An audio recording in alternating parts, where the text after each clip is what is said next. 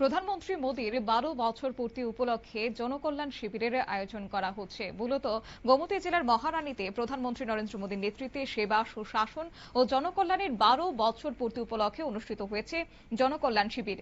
প্রদীপ প্রজ্বলনের মধ্য দিয়ে অনুষ্ঠানের উদ্বোধন করেছেন গোমতী জেলার পরিষদের সহকারী সভাধিপতি সুজন সেন।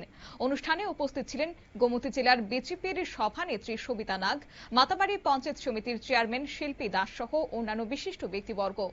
এই জনকল্যাণ শিবিরে বিভিন্ন সরকারি দপ্তরের স্টল খোলা হয়। সেখানে সাধারণ মানুষের জন্য আয়ুষ্মান ভারত কার্ড এবং পিআরটিসি ইনকাম সার্টিফিকেট সহ বিভিন্ন প্রয়োজনীয় নথি ও পরিষেবা প্রদানের ব্যবস্থা করা হয়েছে। কি বললেন এই প্রসঙ্গে গোমতী জেলার সহকারী সভাধিপতি সুজন সেন, শুনুন। প্রধানমন্ত্রী যখন দায়িত্ব নিয়েছেন দেশ সেবার কাজে, তখনই উনি বলেছেন উনি প্রধানমন্ত্রী নন, উনি দেশের একজন প্রধান সেবকের দায়িত্ব নিয়েছেন।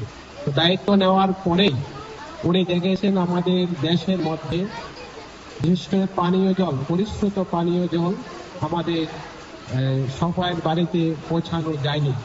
দেশ স্বাধীন হয়েছে 1947-এ, কিন্তু তারপরেও আমরা জল পৌঁছাতে পারিনি।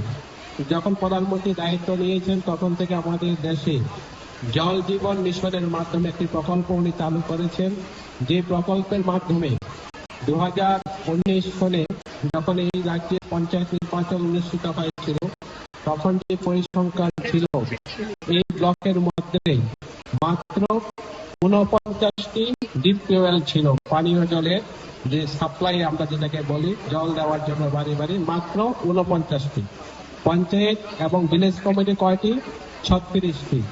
আর এখন আজকের দিনে কয়টি এখানে ডিপ টিউবওয়েল বসানো হয়েছে আপনারা সবাই জানেন। প্রতিটা পঞ্চায়েতে 4টা-5টি করে বসানো হয়েছে ভৌগোলিক অবস্থান বুঝে বুঝে।